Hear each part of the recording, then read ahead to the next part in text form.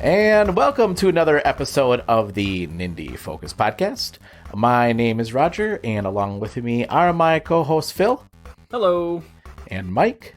Hello. And Jordan. Hello.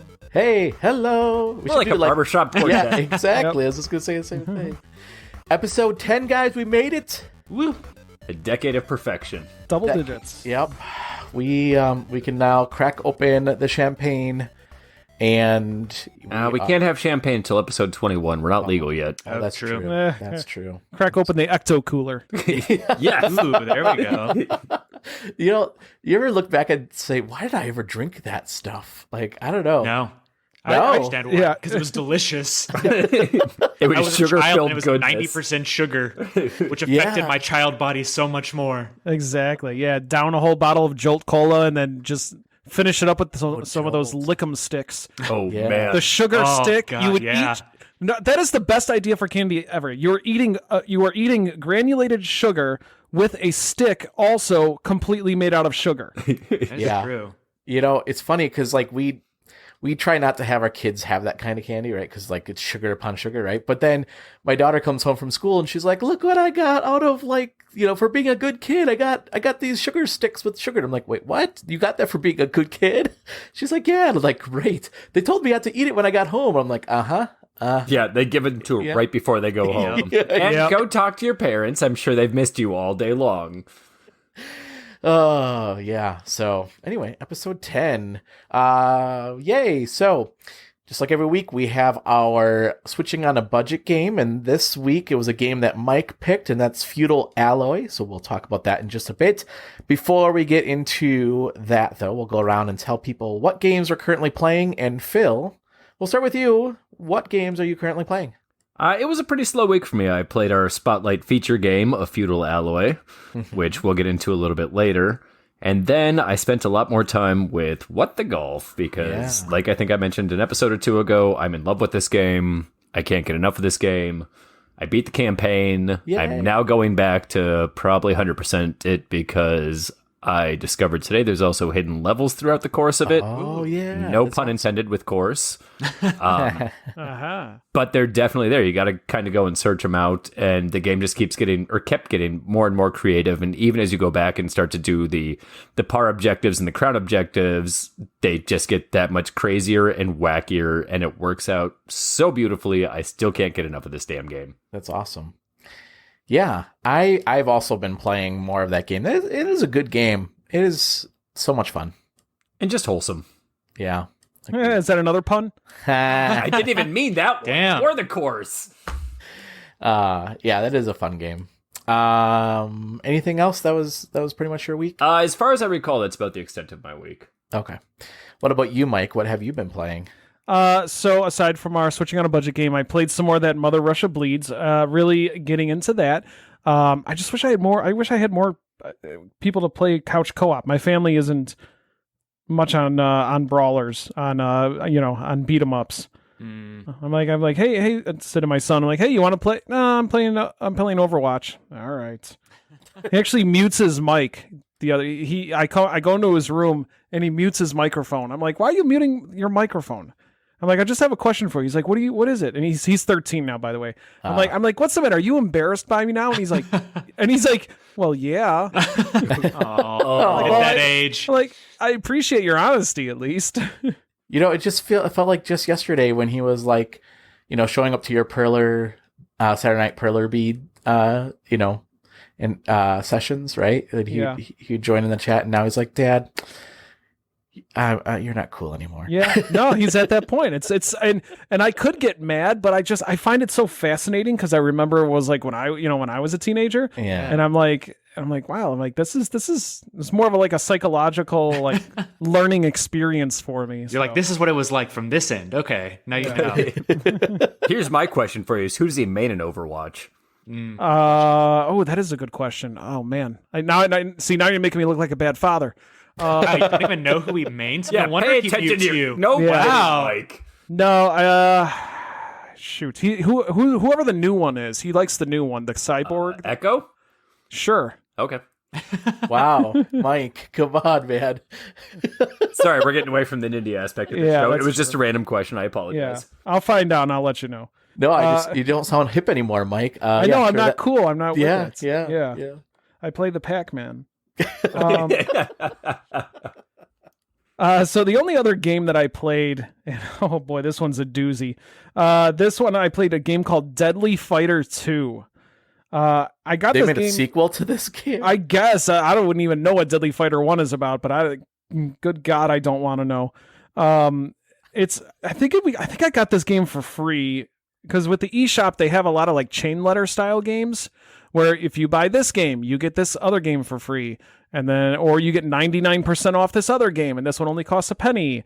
It's like some kind of weird, like, choose your own adventure novel, and every time you lose.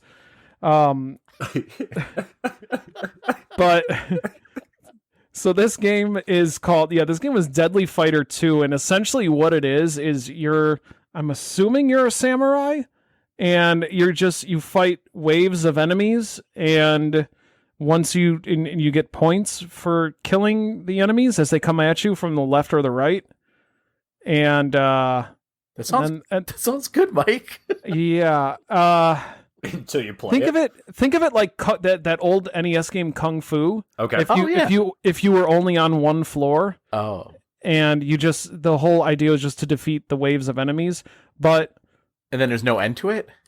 No, I think there's an end. There's 40 levels, and I played about 15 of them, and I'm like, all right, that's enough for that. Okay. But you also like earn like power-ups and stuff, but honestly, I didn't use a single power-up. I just kept spamming the A button. But it's man, is it bad. I'm sorry. I try to be as respectful as possible because I know how much work goes into making these games. But it's just man, it was boring, and there was no skill involved. It felt like a cell phone game. And I know the Switch does get some cell phone games, but this is one of those like cell phone games that I like delete and then check my, phone for viruses afterwards. You know what I mean? It was just like, so what was this game called again? Deadly Fighter 2. Deadly Fighter 2. And Deadly Fighter 2. Let me read what it says on the eShop because we love reading some of these awesome descriptions. Yeah. The world's largest fighting contest is back. No ranking, no rules, only dead or alive. Who is the strongest fighter on the earth? Lowercase e. Plunge into epic combat sequences rendered in astonishingly lifelike detail. That's a stretch. Journey through 4 different locations. Choose your fighter, unlock, buy, and upgrade boosts. Every press matters. Okay. All right. Well, do you think it's a situation where, like, the first game was really good, like movies where like the first one's really good, and then the second one is like direct to home entertainment, or like The Matrix? Wow. Yeah, just like The Matrix. No, I can't. You know what I'm talking about? Like the first one's like really good. Like The Mask. Yeah, like The Mask. There was a second Mask. Exactly. Yeah, that was with Jamie Kennedy and that's right. The guy who played Nightcrawler in X-Men 2. Oh yeah, wow. That's right. Wow. So yeah, I mean it's how much did you pay for it? I don't remember. I think I may have gotten it for free because I purchased another game. Okay. But it's still on your Switch, or did you delete it already? I kept it on the Switch just so I can have it for the show, and then once the show's over, it's gone. Yeah. I kind of want to pick it up just to play. No. Just re-download Fight of the Gods. Yeah. There you go. No, thanks. Cool. Anything else, Mike? No, that's all I got. What about you, Jordan? What have you been playing? Yeah, pretty quick one for me too, because though I have been on the Switch, it hasn't been with indies this week. So I played some more Lumines because I'm still addicted to that. So I played some more rounds of that. And then other than that, honestly, I played a good chunk of the one we're going to talk about, Feudal Alloy, in a bit, and really, really liked it. Whoops, spoilers, but I really liked it. That's about it for me, indie-wise. Yeah. Listening. Damn it. Yeah, the game that you've been playing that's not an indie, I've also been playing that game too, but we can't. Yes, I have played it for many hours now. Yeah, it's good. It's very good. So the Nindies that I have been playing, played more What the Golf, because that game is great. You know what I love about that game is that you can sit down and play a couple rounds, right before you fall asleep or like in between. I don't know, like it's a good wind down game, you know? Mm. And I love that because like my day is pretty hectic and it's great to just be able to pick that game up and be like, you know what? I don't have to get into something really deep and really heavy right now. I can just pick this up and play this and just enjoy that moment of just relax. So it's awesome. Yeah. I love that game a lot. Do you have any idea what your completion percentage is at right now? It's like a 30%, so I'm not that far. I've been doing the daily challenges though. I think my best I did was under 20 strokes for one of the daily challenges. Nice. So that was awesome. I haven't been touching those. Oh yeah. See, I always play the daily challenges because I don't know. I just find that fun. It's a quick play.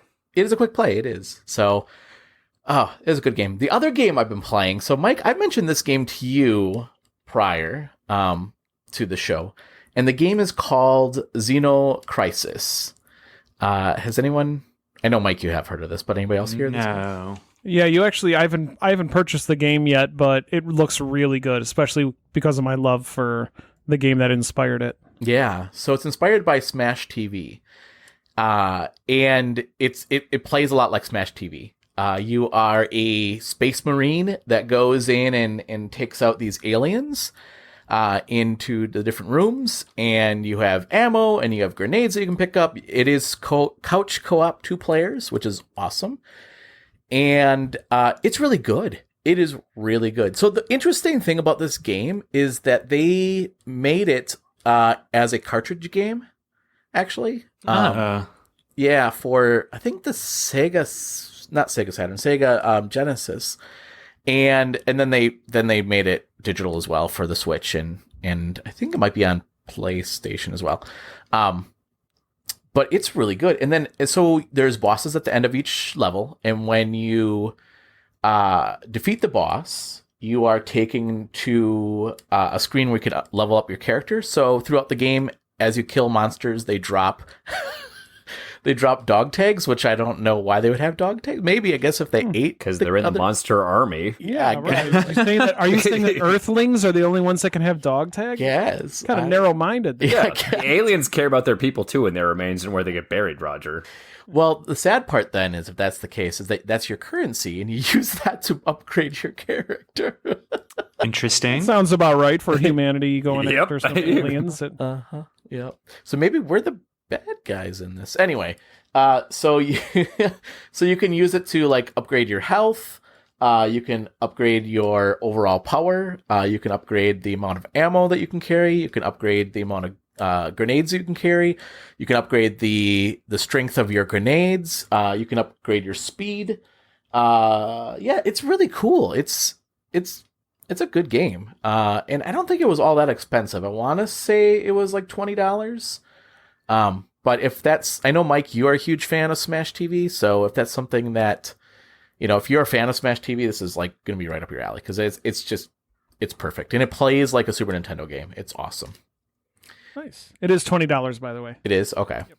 I'll pick it up if it goes on sale. Yeah. The only thing I wish it had was, not just couch co-op, but I wish that you could play it over the internet. But Oh, I get Roger. it. Sorry, keep telling your story. I've got something to add on, but Oh, okay. go.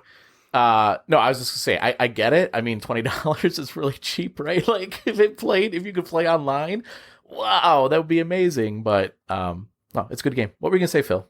When you finish What the Golf's campaign, they announced that they are working on DLC and additional content. Really? Spoiler. Yep. Nice. That's awesome. And then we talked about this last week, I think, right? That there is, well, at least I heard talks that they might have online as well. That you can play with people online. Hopefully. I haven't seen anything about that yet. I was just pretty stoked when I saw that there's additional content coming. Cool. That's awesome. Yeah. And yeah. Have Jordan or Mike, have either of you played that yet? Not yet, but I want to. Not yet, but I want to. It is really good. So, yeah, that's what I've been playing. let's move on then to the switching on a budget game. So, Mike, this was your pick, right? Yes, it was. Okay. Do you want to introduce the game? Sure. The name of the game is called Feudal Alloy, and it is a Metroidvania style game. We got it for, it was like $3 and some change, 75 cents, something like that. Something like $3.39. $3.39. Okay, and if I'm not mistaken, it's still on sale for another week or so. Yep. Yeah, I It think ends last on- week you said till June 11th. Yep. Yeah. Yep. So, It's originally $17, so this is it's 80% off right now. right. So, so basically, what you do, you play as a character named Atu, and you're essentially a fish in a in a bowl that's attached to a robot body. So think of that. It kind of looks like Bender from Futurama. Yeah. If you had a dome full of water and a fish floating in there for a head. Yeah, And accurate. yeah, and what he does is he lives in a town or a village with a bunch of older veteran fish robot people, and he takes care of the sunflower field in order to make sunflower oil to keep because that's like their life energy is oil because they're robots. Mm-hmm. So one day some bad robots come and steal all the supplies. So he goes on a quest to return the precious oil back to the elderly robots. So the game plays exactly like a hack and slash Metroidvania. You have a sword and you can get bombs, and it's typical 2D hack and slash. Like I said, one of the things I liked about it is there's a lot of different parts that you can get. You can get different legs, you can get different arms, you can get different swords, you could get different I guess midsections and different helmets, and it changes what your character looks like in the game. That's so cool. Yeah, I really like that. And then of course there's you can find old they kind of look like floppy disks to access new areas in the game. There's also some of the things you got to be careful of is every time you attack, you have a thermometer that's and if it gets too high, you can't attack anymore, and you just got to avoid any bad guys until that goes back down. But you can also cool it. You can also freeze it. So there's a drink you can do that freezes it. There's also obviously health that you can get, secrets, tons of secrets that you can find.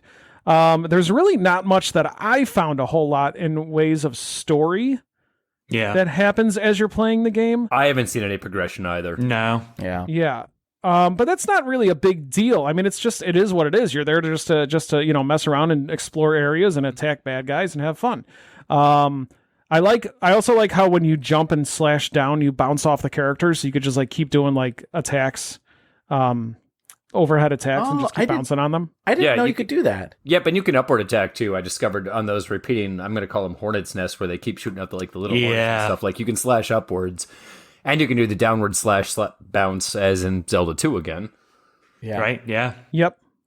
Yeah, and there's a ton of stuff to do, and it's a very big map. You can also you also level up in the game, and that's one of the downsides I had about the game. I played it for a long time before I leveled up. Yep. Same. It is one hell of a grind to level up. Yeah. Yes, and I'm like it said level up. I'm like, oh, geez, I've been playing this for an hour and a half. I didn't know you could level up. But I think you get experience points when you defeat enemies and they drop all these parts. I think it's the parts you pick up that level up your meter, because that's on the upper right-hand side. So when you pick them up, you'll see that meter slowly, ever so slowly tick upwards. Okay. Yeah, and then you could also get coins and then go to the smith and purchase weapons and armor and stuff. There's some interesting battles in there. I fought a couple ones that were kind of like a gauntlet style battle where you're just all these swarms are coming at you. Mm-hmm. The game isn't too hard. I mean, it's definitely challenging, and you'll get to a point where if you don't save the game and you go really far and die, you're back all the way at your save point. But the good thing is you keep everything that you had. Yep. So that's definitely good. But in terms of just what was that? Well, can I just interject there though for a second? Interject away, my friend. So I made it to an area was like a boss area, and I had a lot of antifreeze on me, the stuff that allows you to keep so you don't overheat. Yeah. And I was using a lot of it in the battle, and I died, and I thought, okay, that's fine. I'll just start over from where I saved, which was right outside that room. And I went in and I started hitting the left trigger, left shoulder button to get antifreeze, and it said, I didn't have any left. And I think it's because I used it, and I thought that because I died, it would... Oh, I see what you're saying. Oh, okay, yeah. So let me clarify. Let's say you find a weapon or a power-up after you save the game. Yep. Yeah. And then you die, and you restart at your save point. You keep the power-up or weapon that you found. Anything that you used, that's gone. Yeah. Well, I mean, but that was my point. Like, it brought me back to that save point, so I just thought that it just took the last save that I did. Right. But, and I would still have all the equipment that I had on me, but, I mean, sorry, the potions or the consumables that I had on me, I thought I would still have, but... Mm-hmm. No, once those are gone, those are gone. Yeah. Yep.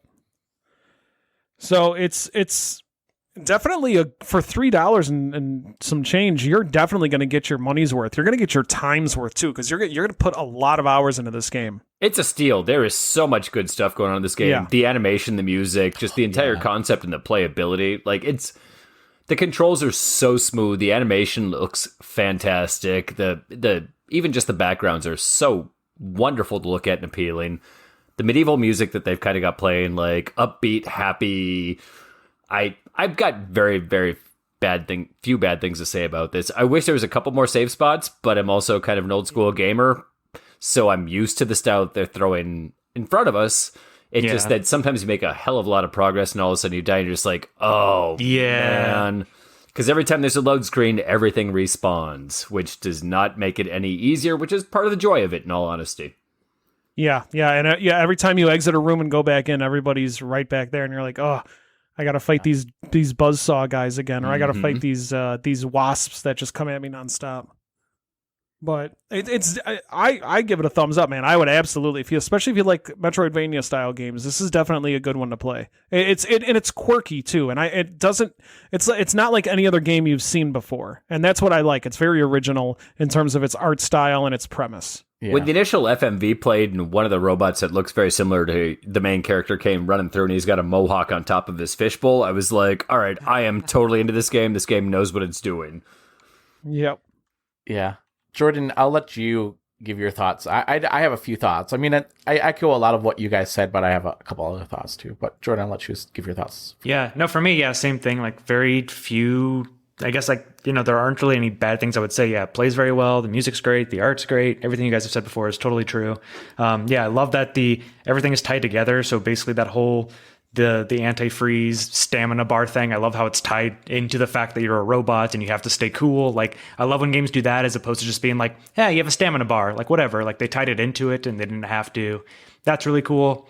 I definitely got some feelings of like Hollow Knight as I was playing, which is another phenomenal, like one of the best in the genre. Definitely.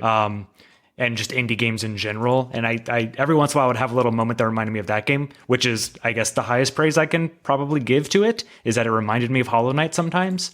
So, yeah, I mean, I really, really liked it. Yeah. I liked it too. I liked it a lot. So I'm going to echo everything that you guys said. I mean, I loved the artwork in it. It was so good.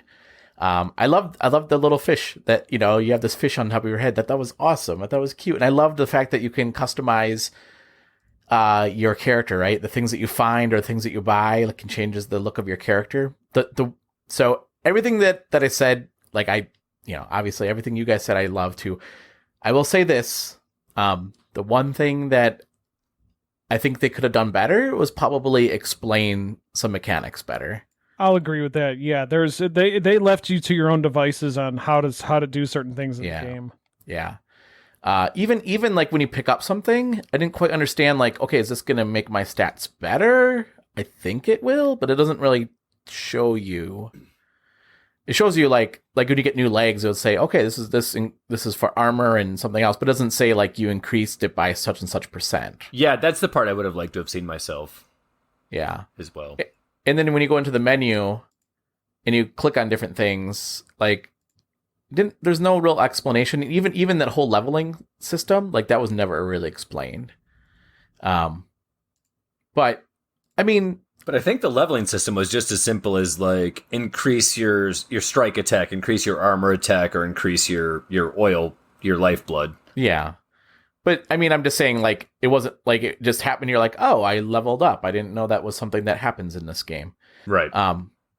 So, but I mean, they're minor things because really, I mean, I think if you play enough games, those are things that you just kind of pick up on. But it is something that I just realized. I was like, oh, like there's really no explanation of things, but it's a really good game. It is. I mean, $3.39 is a huge. Even $17, I think, is a really good steal for this game. Yeah, I plan on going back and putting more time into it. Oh yeah, same. Mm-hmm. Yeah. I will. So I don't know. I thought it was kind of hard, actually. I thought the game was. Oh, I mean, it was difficult. It's tough. Yeah, the Okay. game's definitely challenging. Yeah, I died a good amount of time. Oh, yeah. Oh yeah. It was I did not too. an easy one. Yeah. There was one area that I just kept dying on. I'm like, really? Like, this is really hard. Like, I can't. And I had the strategy, and that was where, that's when I died, and I was like, okay, that's fine. I'll just use my antifreeze, because the problem was that I was just getting swarm of all these bad guys coming at me, right? So I was like, okay, I'll just keep drinking antifreeze, and then I was like, uh-oh, I don't have any left. So I had to go back and buy I bought a crap ton of it. So. But I loved, the thing that I think the first thing that came across was the artwork, and then just even the story is like narrated. I thought that was cute. I thought it was awesome. So yeah, I liked the game a lot. So, I think that's a 4 thumbs up from the Nindie Focus Podcast. I think so. Yeah, we've nice. had a good run of games since Go ahead. since we started this. Take your shot, Roger. Just take it now. So Jordan, you are up next, aren't you? Yeah, Did you pick out a game? I've made my decision. It was a tough one. I narrowed it down to a few. There was even some more that went on sale today that I was like, oof, equally as good, but I made my decision. It's a little game. It's on sale now for $3.74. Ooh. It is 75% off, so it's normally $15. And it is called Bomber Crew. Oh, I know all about this game. Oh, yeah? Yep. I'm looking forward to playing this. Doesn't Carrington like this game a lot? His brother does, yeah. Okay. So what is this game? The idea is that you have, your own kind of military bomber crew, and you have your plane, and while you're in your plane, you have, your crew with you that you can upgrade and hire and stuff like that. And as you go along, you have to kind of manage everything in your ship, kind of like games like FTL in a way, where it's like you have to send people to go do certain things. So you'll like send this character to that gunship because there's a plane behind you, but then you have to go grab ammo, and you like watch them go and grab it and like bring it back. So it's all about like managing your plane and your crew at the same time while also doing whatever mission it is you have. Sometimes it's like you have to drop bombs in certain locations. Other times it's like take pictures and stuff like that. But yeah, Awesome. Bomber Crew. I'm looking forward to this. Right. I'm excited. So do you know that there's a season pass for this game apparently? For Bomber? No, I did not know that. Yeah, there's so the base game is, like you said, $3.74, but then there's a season pass that's $10, and then there's also, so it's a DLC, and then there's the complete version, it looks like. Deluxe version. And that is $25. I want to say that probably includes the DLC. So Oh yeah, I do see that. Yeah, so there's the season pass, which is $10, which is as of now 2 little DLCs, and it says 1 more to be announced. And the other ones are U.S. Army Air Forces, which is $7 on its own, and Bomber Crew Secret Weapons, whatever that is, which is also $7 right now. So that's cool. So yeah, I'm excited. This looks cool. This has kind of been on my radar for a while, so I'm excited to play it. Yep, same boat. Nice. Good pick, Jordan. Well, don't say it yet. Yeah, I know. but I think it will be. Cool. So I'm looking forward to that. So listeners, if you played this game or if you are interested in picking that up and playing it and giving your thoughts to us, you can certainly do that. You can send us an email. You can send us an email at info@gamerheadspodcast.com, or you can send us a tweet at Focus Nindie, or you can send us a tweet at GamerheadsPC as well. So let us know what you think. We'd love to hear your thoughts, and we can read those thoughts on the air as well. So we can read your thoughts. We can read. Ooh, I can't even read English. I'm not reading anybody's thoughts. Cool. All right. So before we say goodbye, let's go around and tell people how they can get a hold of us. Phil, how can people get a hold of you? You can reach me at bnow23 on the Twitter machine. Nice. And Mike, how can people get a hold of you? You can find me on Twitter at TCThrowers and at Twitch, twitch.tv/TCThrowers. Nice. And when do you stream, Mike? When do you typically stream? Stream Wednesday nights at about 8 o'clock Central Time, and then just whenever I feel like it. Okay. And Jordan, how can people get a hold of you? Yep, you can find me on Twitter at CrypticJordan and on Twitch, twitch.tv/phenomenalol. Nice. And do you have a schedule for yourself? Yeah, I've basically been streaming on average 6 days a week out of 7. And usually I get started around 2 to 2:30 p.m. Pacific Standard Time. Wow, nice. And are you streaming any game in particular at this point? Started up some more Valorant now that game is live for realsies. I'm doing a blind playthrough, my first time through Witcher 3 right now. I got to go back to Planet Zoo at some point. A whole bunch. You'll see a whole bunch of stuff. Nice. Awesome. And listeners, you can follow us on the Twitters. You can follow us at Focus Nindie or Gamerheads PC. And you can also send us an email at info@gamerheadspodcast.com. And you can listen to us on Google Play, iTunes, Podbean, Spotify, wherever you get your podcasts. Including Alexa. And Alexa. Yeah, you can ask Alexa to say, Alexa, play the Nindie Focus Podcast, and she will. So that's exciting. So if you're listening to this podcast and we have Alexa, I'm sorry right now because your Alexa might be going off. But yeah, and then give us a review. We love to hear what you have to say about the show. So we appreciate that. All right, Phil, thank you so much for joining us this week. Thank you. Take care, everybody. And Mike, thank you so much for joining us this week. Always a pleasure. And Jordan, thank you so much for joining us. Always. And listeners, thank you so much for joining us and sharing that day with us. We appreciate your time. With that, everybody stay safe, play some games, and we'll catch you next week. See ya. Take care. So long. Bye. Yeah!